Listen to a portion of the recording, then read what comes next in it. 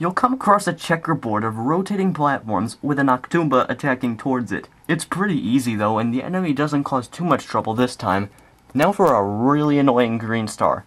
After slipping between a few platforms, you have to run down a road of blue platforms and Octumbas. The green star is behind the last enemy. Then you must run back to where you were before, unless you want to fall. Being forced under a road of red platforms making a tight spot doesn't help matters. A couple more gimmicks and you're at the flagpole. Wait, why look at that! It's Rosalina, and you can play as her! The fanboys win! If only she wasn't slow and bad at jumping. Ooh, but she can do a spin attack! Great, but having a power-up prevents you from spin attacking. I guess Nintendo wanted to give you a little challenge now that you're in the special worlds.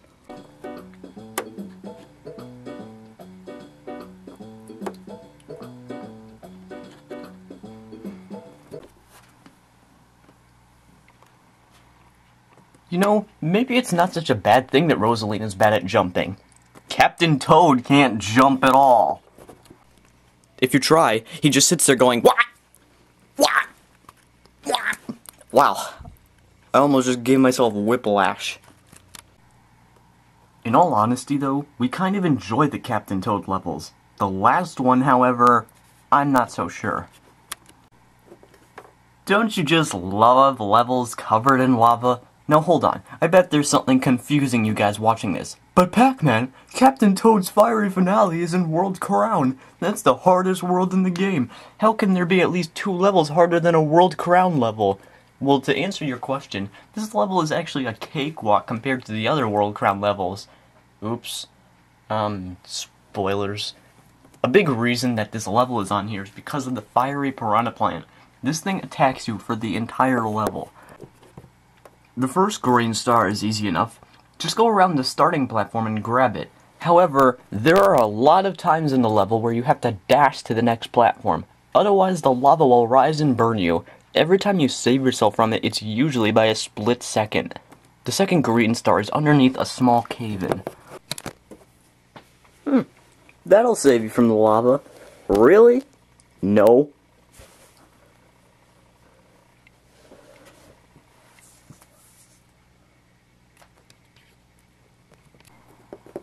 No, instead you have to run back to the platform like we explained before.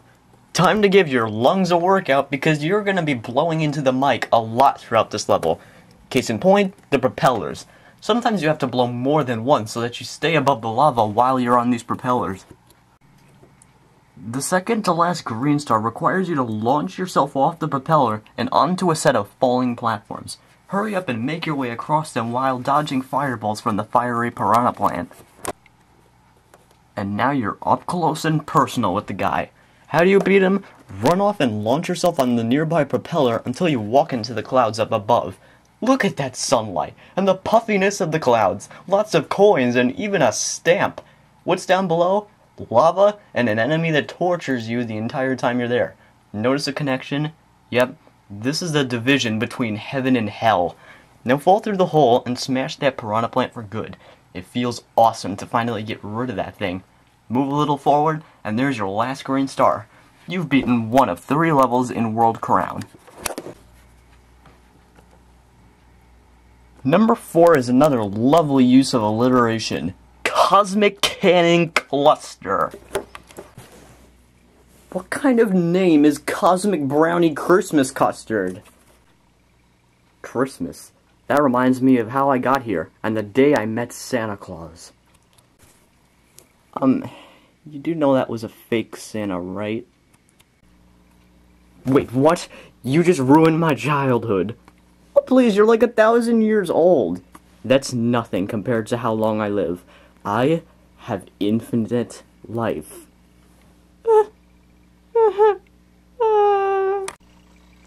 Once upon a time, there was a beautiful fairy princess.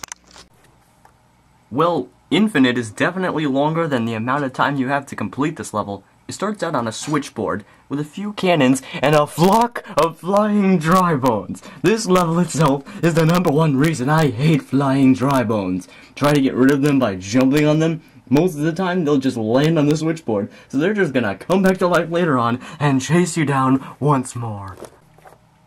Next is a really tricky jump. You have to bounce off of each cannonball as they fire at you. It could take a couple tries before you make it to the top, which is a great strategy for wasting time. Don't forget that you might get hit by them instead. You then go through an underwater passage, which isn't so bad. Once it ends, you must get a cannon box and get on the next switchboard. As you're trying to avoid getting hit by cannonballs, you have to aim for faraway switches that make rails appear so the switchboard can move on. You also have to watch out so that the switchboard doesn't fall off of the unfinished railing, and a lot of times, this is what your aiming will be like. Get the back dots, Pac-Man!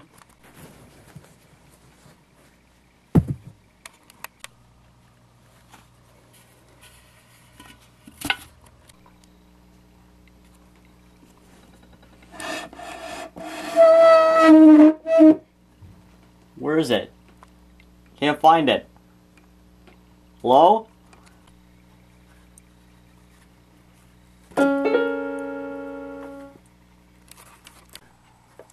You'll miss either because A, the switches are too far away, B, you're trying to avoid the cannonballs at the same time, C, you were switching directions so that the switchboard doesn't fall off, or D, you're trying to avoid those accursed flying dry bones that show up later on in the level. There's also a green star that can only be reached by hitting an extra switch that changes the switchboard's path.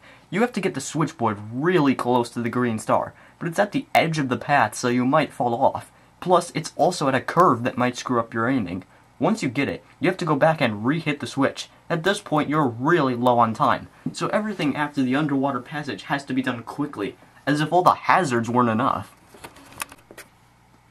The top of the flagpole is also hard to get because it requires jumping off of a cannonball at the exact moment. This level is unbelievable. The amount of skills you need to make it through this meth is just, hey look, fairies! Actually, they're called sprixies.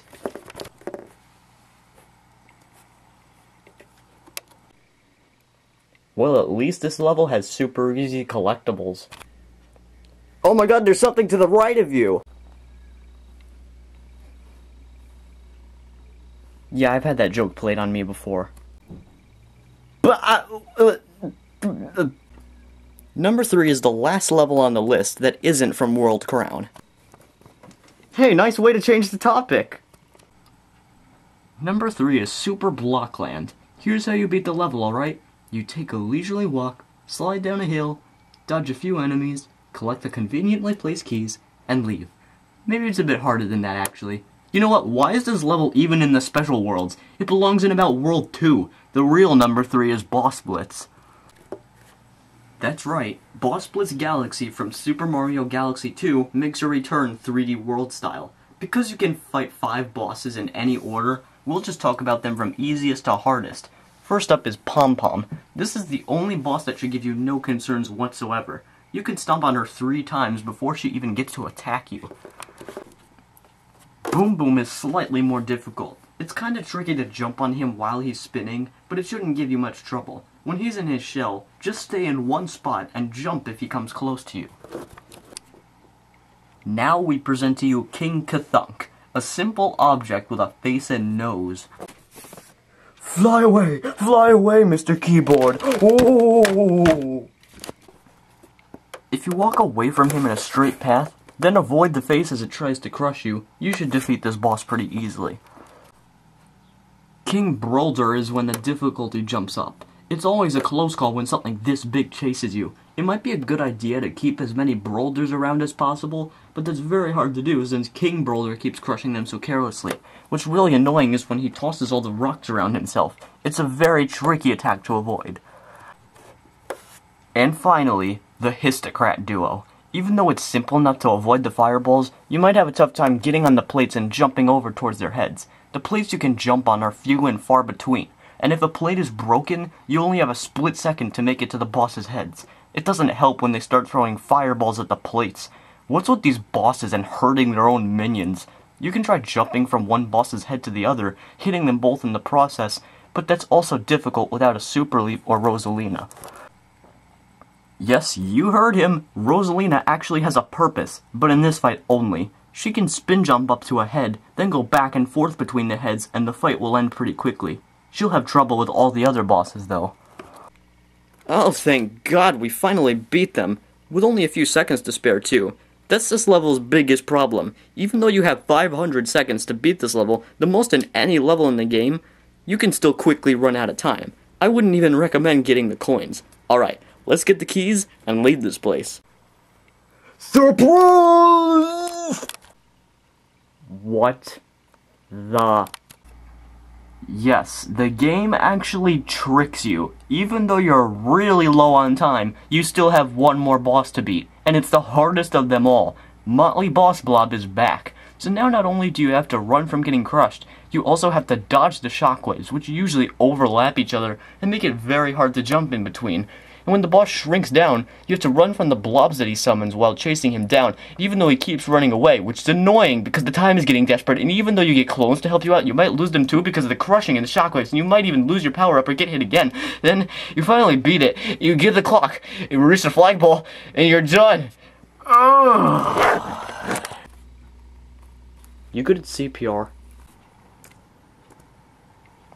It should be obvious by now what number 2 is. One can naturally assume that number 1 is Champion's Road. But what if I told you that it was only number 2? You're kidding, right? That's like backstabbing. Want one? Oh, sure, why not?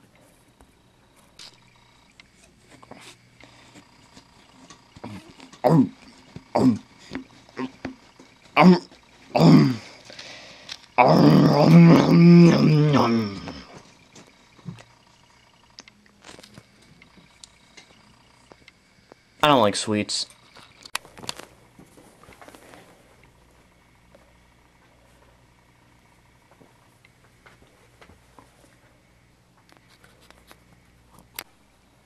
You see, it's like that right there. That is backstabbing. Okay, to tell you the truth, despite being only number 2, only doesn't mean a thing. Champion's Road and the number 1 slot are pretty close in difficulty. You start out with a few Octoombas near some quickly moving platforms. The Octoombas aren't bad, but the platforms are. Then you come across a couple Fire Bros. Still not bad. Now is when the level gets really difficult. There's a group of charging chucks on very skinny platforms that you can run across, but it's a bit risky. Jumping over the charging chucks while trying to land it on the skinny platforms is even more risky. Afterwards, you arrive at a section of beat blocks. This is one of the most difficult parts of the level without a super leaf. The beat blocks switch every second like in Blast Block Skyway, and when they start going up like stairs, you might have to go back and forth between previous blocks to find the right time to pass through. Oh, look at that. Well, at least the collectibles are easy to get. Next is a group of Magic Koopas. Each one must be defeated to move on, but you're standing on nothing but platforms that fall and disappear if you step on them. It's an easier part of Champion's Road, to be honest. There's also fire bars at the edges, but I doubt you'll run into them. After that is an area with moving platforms, skinny pathways, and really fast pointy pillars. The skinny pathways are your only safe spot from the pointy pillars. It's even worse when you have to jump between that and the moving platforms. You can grab a piranha plant to remove the fuzzies, but it's not worth it, especially since the plant is on a small off-path area. The fuzzies aren't even the problem, it's everything else that's the problem. Now for one of the most annoying parts of the level, a shaft of spiky ant troopers. Wall jumping between them is nearly impossible, so I would recommend jumping over to the back part of the wall to advance yourself a little further. Next is a shaft of big piranha plants. If you hold A, this part can be made much easier. It's a bit tricky going back and forth between each plant though. Oh, and watch out for Big Ted. Who is Big Ted? He's a fat guy addicted to the scent of SpaghettiO-scented shampoo. Who in the ratatouille would use that? You know, just the other day, Lizzie gave some to me. You're welcome. Oh, no.